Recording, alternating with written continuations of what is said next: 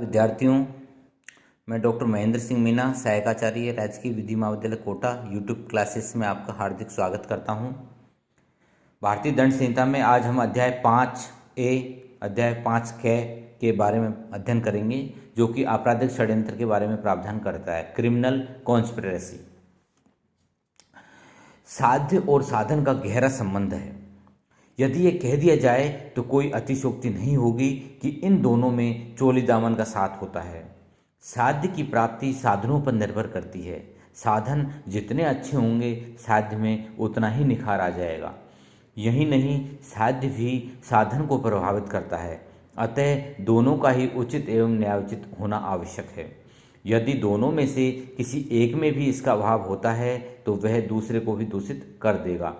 ठीक यही बात हमारे दैनिक कार्यों पर भी लागू होती है। साध्य और साधन की तरह कार्य और कार्य को करने की रीति दोनों का वैध एवं उचित होना आवश्यक है। यदि ऐसा नहीं है तो किया जाने वाला कार्य एक अपराध का रूप ले लेता है और इसी के संबंध में आवश्यक प्रावधान इस अध्याय में किए गए हैं। विधिक भाषा में इसे हम क्रिमिनल कॉन्स्पिरेसी अर्थात आपराधिक षड्यंत्र कहते हैं। आपराधिक षड्यंत्र नामक विषय को भारतीय दंड संहिता में सन 1913 के एक संशोधन के द्वारा सम्मिलित किया गया। इससे पूर्व यह शब्द भारतीय दंड संहिता में परिभाषित नहीं था। सन 1868 में मुल्कही बनाम आर 1868 3HL 306 के मामले में न्यायाधीश विल्लेस ने यह कहा था कि षड्यंत्र दो या दो से अधिक व्यक्तियों के केवल आशय में ही समाविष्ट नहीं रहता, अपितु ये उनके द्वारा किसी अवैध कार्य को या किसी वैध कार्य को अवैध साधनों से करने की सहमति में निहित रहता है। जब तक यह परिकल्पना केवल आशय में विद्यमान रहती है तब तक इसे अपराध का नाम नहीं दिया जा सकता। परंतु जैसे ही दो व्यक्ति उस परिकल्पना को कार्य रूप में परिणत करने के लिए सहमत हो जाते हैं, उनकी योजना स्वयं अपने आप में एक कार्य का रूप धारण कर लेती है और हर पक्षकार का कार्य प्रतिज्ञा के बदले प्रतिज्ञा, कृत्य के बदले कृत्य, जिन्हें किया जा सकता है विधि सम्मत होते हुए भी दंडनीय है, क्योंकि वह या तो किसी आपराधिक उद्देश्य से परिपूर्ण है अथवा उसका क्रियान्वयन आपराधिक साधनों द्वारा किया जाता है। न्यायाधीश विल्लेस की इसी परिभाषा को इस संहिता में स्थान दिया गया है। इस संबंध में फिट्जरॉल्ड की धारणा है कि षड्यंत्र की विधि हमारे विधि शास्त्र की वह शाखा है जिसका हमें सूक्ष्मता से पुनरीक्षण करना है, उत्साहपूर्वक जिसे हमें सम्मान देना है, परंतु उसे उसकी वास्तविक परिधि से अधिक बाहर नहीं ले जाना है। धारा 120A में आपराधिक षड्यंत्र की परिभाषा दी गई है। आपराधिक षड्यंत्र जबकि दो या अधिक व्यक्ति कोई अवैध कार्य अथवा कोई ऐसा कार्य जो अवैध नहीं है, अवैध साधनों द्वारा करने या करवाने को सहमत होते हैं, तब ऐसी सहमति आपराधिक षड्यंत्र कहलाती है। परंतु किसी अपराध को करने की सहमति के सिवाय कोई सहमति आपराधिक षड्यंत्र तब तक नहीं होगी जब तक कि सहमति के अलावा कोई कार्य उसके अनुसरण में उस सहमति के एक या अधिक पक्षकारों द्वारा नहीं कर दिया जाता। स्पष्टीकरण है इसमें, यह तत्वीन है कि अवैध कार्य ऐसी सहमति का चरम उद्देश्य है या उस उद्देश्य का आनुषंगिक मात्र है। भारतीय दंड संहिता की धारा 120A में आपराधिक षड्यंत्र के बारे में प्रावधान किया गया है। अर्थात जब दो या अधिक व्यक्ति कोई अवैध कार्य या कोई कार्य जो अवैध नहीं है, अवैध साधनों द्वारा करने या करवाने को सहमत होते हैं, तो ऐसी सहमति को हम क्रिमिनल कॉन्स्पिरेसी कहते हैं। इसमें 3-4 केस लॉ है। स्टेट ऑफ महाराष्ट्र बनाम सोमनाथ थापा का एक महत्वपूर्ण मामला है। इसमें माननीय उच्चतम न्यायालय द्वारा यह अभिनिर्धारित किया गया कि आपराधिक षड्यंत्र के अपराध के गठन के लिए निम्नलिखित बातें आवश्यक है। नंबर 1, किसी अवैध कार्य में लिप्त रहने का ज्ञान होना अथवा किसी वैध कार्य को अवैध साधनों द्वारा किए जाने का ज्ञान होना। आर काजी बनाम state of Kerala AIR 2013 supreme court के मामले में उच्चतम न्यायालय द्वारा यह भी निर्धारित किया गया है कि आपराधिक षड्यंत्र के अपराध के गठन के लिए आपराधिक षड्यंत्र के उद्देश्य का ज्ञान होना पर्याप्त है, सभी प्रकरणों की जानकारी होना आवश्यक नहीं है। Knowledge of main object of conspiracy is sufficient to attract charge of conspiracy. इस संबंध में भारतीय विधि आंग्ल विधि जैसी ही है। इसके अनुसार आपराधिक षड्यंत्र के अपराध के गठन के लिए दो या दो से अधिक व्यक्तियों का किसी अवैध कार्यों को करने के लिए सहमत होना मात्र पर्याप्त है। ऐसी सहमति अथवा करार मात्र ही अपने आप में अपराध है। ऐसे करार के अग्रसरण में अवैध कार्य का वस्तुतः किया जाना आवश्यक नहीं है। के Hashim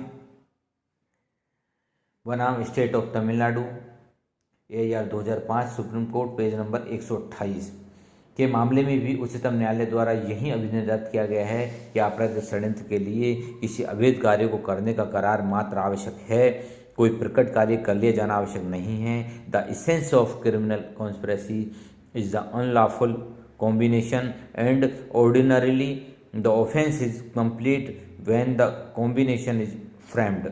overt act is not essential.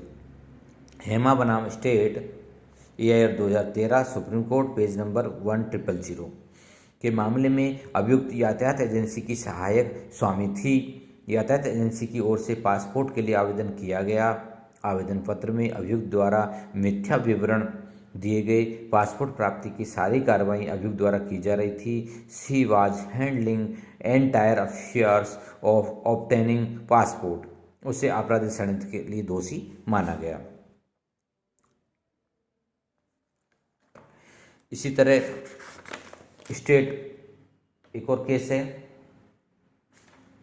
State of Tamil Nadu बनाम नलिनी और अन्य, जो कि आपराधिक षड्यंत्र पर राजीव गांधी हत्याकांड से संबंधित है। राजीव गांधी हत्याकांड का मामला जो था वो स्टेट ऑफ तमिलनाडु बनाम नलिनी और अन्य AIR 1999 supreme court page number 2640।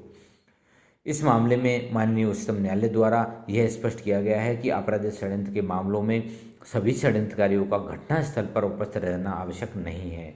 षड्यंत्रकारियों का षड्यंत्र में लिप्त रहना मात्र ही पर्याप्त है। इस मामले में मुर्गम जो है वो मानव बम विस्फोट हेतु शक्तिशाली बैटरी लाया था। मुर्गम एक अभियुक्त का नाम है जो कि मानव बम हेतु बैटरी लेके आया था। वह षड्यंत्र में शामिल माना गया।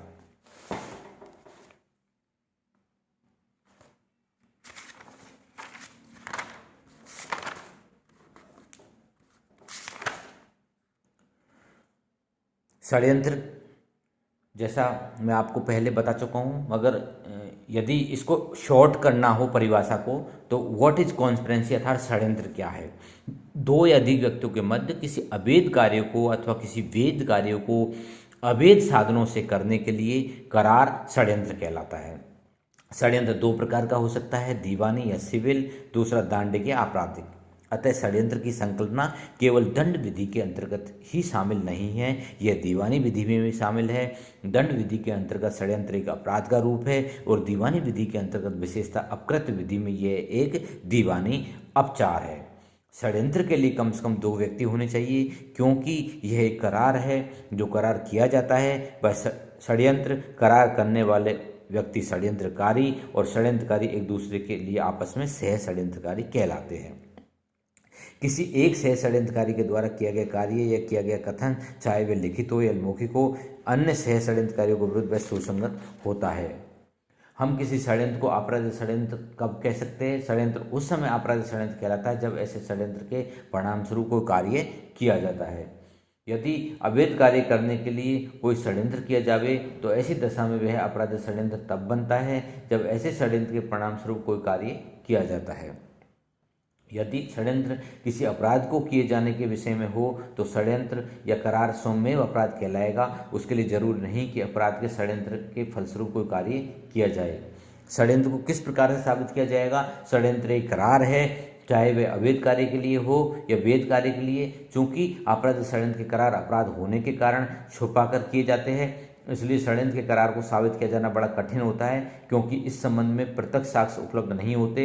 इसलिए मौखिक साक्ष्य या दस्तावेजी साक्ष्य, जहाँ यहाँ तक कि परिजन्य साक्ष्य भी ऐसे षड्यंत्र को साबित करने के लिए न्यायालय के सामने पेश किए जा सकते हैं। दोष सिद्धि के लिए हमें 3 बातों को साबित करना होगा कि ऐसे षड्यंत्र में 2 व्यक्ति होने चाहिए, उनके बीच में करार या सहमति होनी चाहिए। अगर करार किसी अवैध कार्य को करने के लिए वैध कार्यों को अवैध साधनों से करने के लिए किया गया है, तो यह साबित किया जाना चाहिए कि ऐसे करार के परिणाम स्वरूप कोई कार्य किया गया। किसी व्यक्ति को आपराधिक षड्यंत्र के लिए दायी ठहराने के लिए यह बताना जरूरी नहीं है कि उसने भी अपराध में भाग लिया था। आज के लिए धन्यवाद।